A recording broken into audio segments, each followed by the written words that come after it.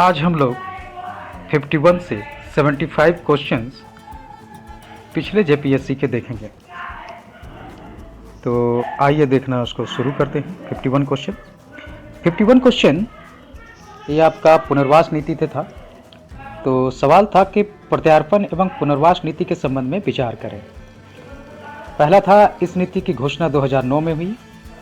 वामपंथी उग्रवादियों को प्रत्यार्पण हेतु प्रोत्साहित करना एवं उनके लिए वैकल्पिक रोजगार की व्यवस्था करना इसका मुख्य उद्देश्य है।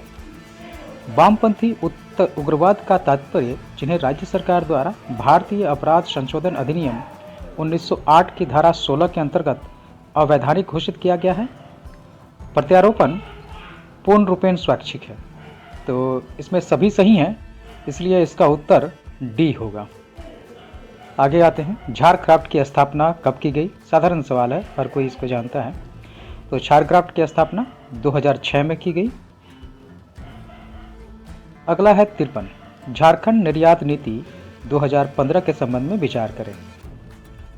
इसमें है, इसका उद्देश्य निर्यात प्रोत्साहन के लिए अवसंरचनात्मक सुविधा का विकास करना है, वैश्विक बाजार में सस्ती एवं गुणवत्तापूर्ण वस्तु उपलब्ध कराना। इस नीति की मदद से 2020 तक अखिल भारत निर्यात में झारखंड का योगदान 2% तक पहुंचाना लक्ष्य है। निर्यात को बढ़ावा देने के लिए झारखंड निर्यात संवर्धन बोर्ड की स्थापना की गई है। तो इसमें भी सभी सही हैं और पूछा भी है इनमें से कौन सही है, तो उत्तर आपका डी होगा, चारों सही हैं। 54वां क्वेश्चन, पीबीटीजी डाकिया योजना के संबंध में कौन सही है? तो आदिम जनजाति के लिए डाकिया योजना शुरू की गई थी। इसमें ऑप्शन देखिए, इसकी शुरुआत 2017 में हुई। यह केवल आदिम जनजातियों के लिए खाद्यान्न सुरक्षा योजना है। इसके अंतर्गत आदिम जनजाति परिवारों को 25 किलोग्राम अनाज मुफ्त दिया जाता है। इसके अंतर्गत लाभुक को अनाज सार्वजनिक वितरण प्रणाली की दुकान में मिलता है। तो आपका चौथा ये गलत है, तीसरा भी गलत है, तो उत्तर आपका सी होगा, पहला और दूसरा वही सही है। आगे आते हैं 55, 31 मार्च 2019 तक हेवी इंजीनियरिंग कॉरपोरेशन ने अपनी कुल भूमि से 2691.44 एकड़ जमीन झारखंड सरकार को, जिसमें रांची स्मार्ट सिटी के लिए 656.30 एकड़ भूमि भी शामिल है, और 151 एकड़ सीआईएसएफ को हस्तांतरित कर दी है। इसने 316.19 एकड़ जमीन लीज पर दी है, जबकि 389.71 एकड़ जमीन अतिक्रमित है। मूल डीड के अनुसार एचईसी के पास कितनी एकड़ भूमि है? ये सवाल थोड़ा डिफिकल्ट है। न्यूज़पेपर अगर आप बराबर देखते रहते हैं तो फिर इसका हल आपको सही से मिल जाएगा, अन्यथा इस पर संघर्ष करना पड़ेगा। तो इसका उत्तर सी है, 7199.51 एकड़। 56, ये आपका Tata Robinson Fraser TRF limited का प्रमोशन टाटा स्टील और एसीसी लिमिटेड द्वारा किया गया था, और टीआरएफ की स्थापना कब हुई थी? तो टीआरएफ की स्थापना आपका 20 नवंबर 1962 को हुई है। वैसे टीआरएफ के फाइनेंशियल और क्या बोलते हैं आपका फाइनेंशियल और साथ में इसको सजेशन देने के लिए 2 और कंपनियां भी साथ में हैं, तो आप उनके नाम भी देख सकते हैं, हो सकता है अगली बार वो आपसे पूछे।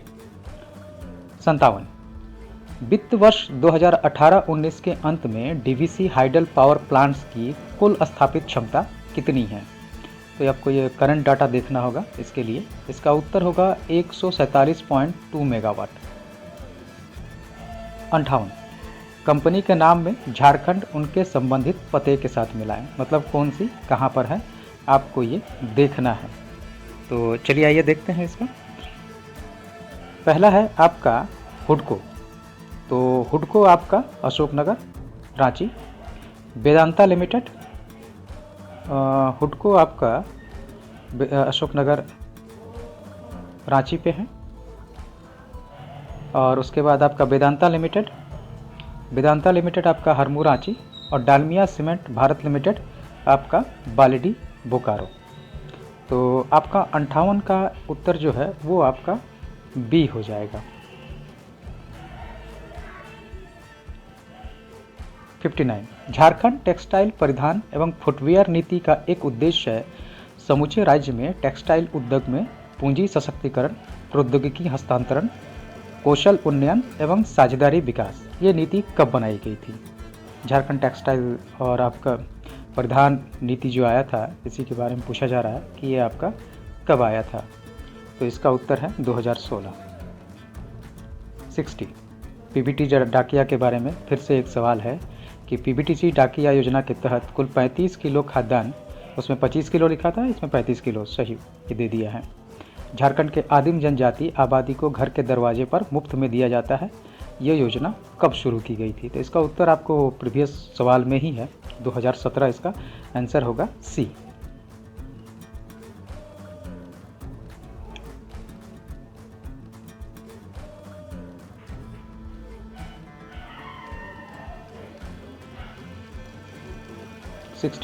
जोहार योजना से रिलेटेड है।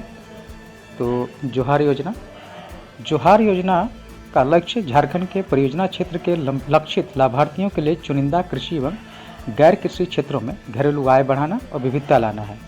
तो इसको कौन सी कंपनी जो है कौन सी ऑर्गेनाइजेशन इसको वित्त पोषण कर रही है? आपका प्रश्न यही है। तो ये आपका वर्ल्ड बैंक होगा। अगला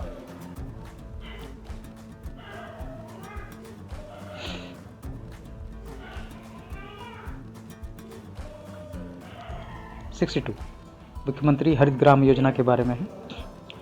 तो मुख्यमंत्री हरित ग्राम योजना के बारे में क्या सच नहीं है? तो कौन गलत है आपको चुनना है। योजना मनरेगा के तहत चल रही है। ये योजना एक गांव में केवल एक इकाई लगाई जा सकती है। इस योजना के तहत आमतौर पर एक इकाई में 100 पौधे लगाए जाते हैं।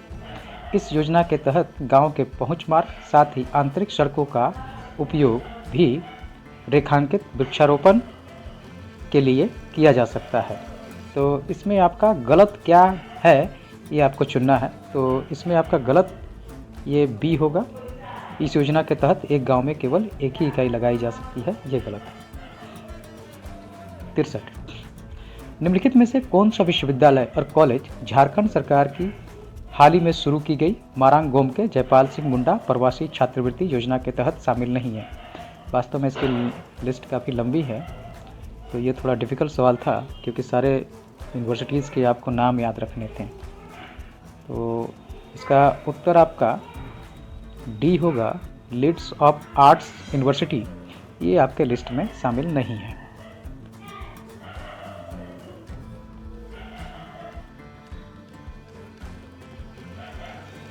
चौंसठवां सवाल, झारखंड के मेसो अस्पताल के बारे में क्या सच है? वास्तव में मेसो अस्पताल का जो है ST/SC की आदिवासी उप योजना जो चलती हैं वो आपका मेसो के नाम से ही क्रियान्वित की जाती हैं। तो इसी में आपको पूछा गया था मेसो अस्पताल के बारे में, क्योंकि वो आदिवासी उप योजना के तहत ही चलाई जाती हैं। तो आइए देखते हैं इसका। झारखंड के मेसो अस्पताल के बारे क्या सच नहीं है, ये बताना आपको। तो ये प्राथमिक स्वास्थ्य प्रदान करती हैं, बिल्कुल सही है। ये अस्पताल ग्रामीण इलाकों में है, ये भी सही है। रिंची ट्रस्ट रांची के जोन्हा में एक मेसो अस्पताल चलाता है। और मेसो अस्पताल कई तरह से, जैसे दीपक फाउंडेशन, रिंची ट्रस्ट आदि कई ऑर्गेनाइजेशन चलाते हैं झारखंड के विभिन्न जगहों पर। और डी है, इन अस्पतालों में परामर्श के लिए केवल 1 रुपया लिया जाता है। ये गलत है क्योंकि वहाँ पर मुफ्त इलाज दी जाती है, वहाँ पर कोई रुपया नहीं लिया जाता है। अगला है, झारखंड के किस जिले में न्यूनतम प्रतिशत क्षेत्र वनों के अंतर्गत आता है? तो इसमें जामताड़ा, देवघर, पाकुड़ और गिरिडीह दिया हुआ है। तो इसका आंसर आपका जामताड़ा होगा। जामताड़ा में न्यूनतम प्रतिशत क्षेत्र में वन है।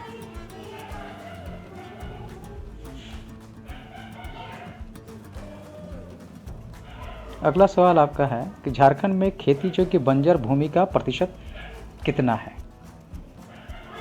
तो खेती योग्य बंजर भूमि का प्रतिशत, वास्तव में आपको वन रिपोर्ट अच्छे से देखना होगा, क्या कि उससे बहुधा सवाल आते हैं। इस बार भी काफ़ी सवाल इससे पूछे गए थे। तो इसका उत्तर होगा आपका सी, 4.2%। उसके बाद आपका है कि स्थापना के दृष्टिकोण से झारखंड के किस पार्क सेंचुरी की स्थापना सबसे पहले की गई थी? सबसे पहले आपको बताना है इसमें किसका हुआ था। पलामू सेंचुरी, तोपचांची, गौतम बुद्धा, उधवा झील। तो इसमें आपका उत्तर होगा ए, पलामू सेंचुरी। अगला सवाल है 68 नंबर आपका है कि झारखंड वन विभाग ने एक हर्बल डेमोन्स्ट्रेशन नर्सरी की स्थापना कहाँ की, जो प्रदर्शन, प्रशिक्षण एवं विस्तार गतिविधियों को बढ़ावा देती है? तो इसका उत्तर आपका होगा पेटरवार, बोकारो में। ये काफ़ी इम्पोर्टेंट है।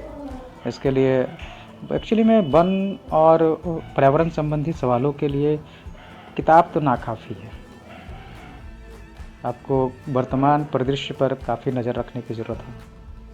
69 है, झारखंड में झरिया के पश्चात दूसरा सबसे अधिक प्रमाणित कोयला भंडार कहाँ है?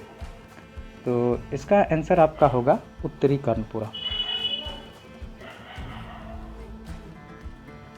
अगला है, झारखंड नहर सिंचाई के मामले में बुरी तरह से पिछड़ा है। ये एक विश्लेषणात्मक प्रश्न है और इसका उत्तर ए है, पहाड़ी इलाका। पहाड़ी इलाका होने के कारण में नहर की खुदाई काफ़ी मुश्किल हो जाती है। 71 नंबर सवाल है, झारखंड नवीकरणीय संसाधन में समृद्ध है। झारखंड नवीकरणीय संसाधन में समृद्ध है। तो नवीकरणीय संसाधन वैसे संसाधन जिनका पुनः सृजन होता है। तो इसमें आपका सही उत्तर क्या होगा? दामोदर घाटी में कोयले का भंडार है, कोयला खत्म हो जाता है। प्रचुर मात्रा में जलप्रपात है, यही होगा, क्योंकि जलप्रपात से पुनः बिजली प्राप्त की जा सकती है।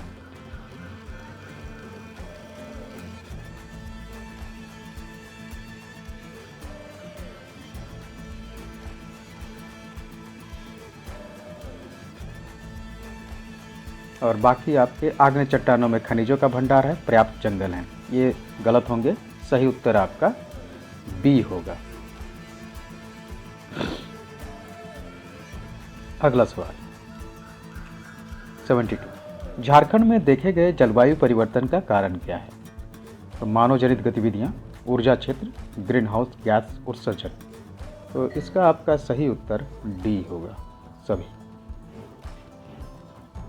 झारखंड जल नीति। झारखंड जल नीति से साधारणतया हम लोग इस तरह की चीज़ों को लोग पढ़ते नहीं हैं स्टूडेंट्स, जबकि ये आपको ये दे सकते हैं। आपको इसके लिए कोई मार्गदर्शन ही मिल पाता है कि किन नीतियों को पढ़ना है, क्योंकि झारखंड में कई ऐसी नीतियां हैं जिनसे अभी सवाल आने वाले हैं। तो आपको इसको लेकर बहुत विस्तृत तरीके से देखना होगा। आप सिर्फ एक किताब के भरोसे 110 नंबर नहीं पा सकते। सवाल है, झारखंड राज्य जल नीति 2011 संस्था के अनुकूलन क्षमताओं को संबोधित करता है, ग्रीन हाउस गैस उत्सर्जन को कम करता है, प्राकृतिक आपदा के प्रति भेद्यता को कम करता है, जलवायु परिवर्तन के परिदृश्यों की पुष्टि करता है। तो इसका उत्तर आपका होगा सी। सी इसका सही उत्तर है, प्राकृतिक आपदाओं के प्रति भेद्यता को कम करता है। अगला है 74, झारखंड आपदा प्रबंधन योजना समुदाय के अनुकूलन क्षमताओं को संबोधित करता है, ग्रीन हाउस गैस उत्सर्जन नियंत्रित करता है, वनीकरण को बढ़ावा देना है, बुनियादी ढांचे की बहाली और मजबूती की परियोजनाएं शुरू करना है। तो इसका सबसे सटीक उत्तर आपका डी होगा। सिर्फ लगने से नहीं होगा कि वो आपका आंसर होगा, आपको सबसे सूटेबल आंसर चूज करना होगा। ये आपको ध्यान रखना। और जब तक आप किसी आपदा प्रबंधन योजना हो या जल नीति हो, आपको जब तक इसके बारे में पूर्ण जानकारी नहीं होगी, आप इसमें मार्क्स नहीं कर सकते हैं। अगला है, इस वीडियो का अंतिम सवाल होगा, इनमें से कौन सी JAPCC अर्थात Jharkhand state action plan on climate change की योजना नहीं है? विभिन्न क्षेत्रों में जलवायु परिवर्तन जोखिम की पहचान करना, राज्य स्तरीय भेद्यता एवं जोखिम का मानचित्रण, जलवायु परिवर्तन शमन के लिए विशिष्ट उपायों का आकलन एवं शमन करना, सभी जिलों में सामाजिक वानिकी का शुरुआत करना। तो अगर आप झारखंड स्टेट एक्शन प्लान को देखते हैं तो इसका सही उत्तर होगा डी। डी नहीं है, सभी जिलों में सामाजिक वानिकी शुरू करना, ये आपका उत्तर नहीं है। अर्थात आपका उत्तर होगा डी, सभी जिलों में सामाजिक वानिकी शुरू करना। धन्यवाद। नेक्स्ट वीडियो में हम लोग फिर 76 से 100 पूरा करेंगे। आपको अगर 300 मार्क्स लाने हैं तो आपको काफ़ी मेहनत की ज़रूरत है, क्योंकि आज भी 300 मार्क्स लाना कुछ ही लोगों के लिए संभव हो पाता है। और धुमकुड़िया का यह सौभाग्य रहा है कि इसने अपने मार्गदर्शन में छात्रों को 300 क्रॉस कराया है। धन्यवाद।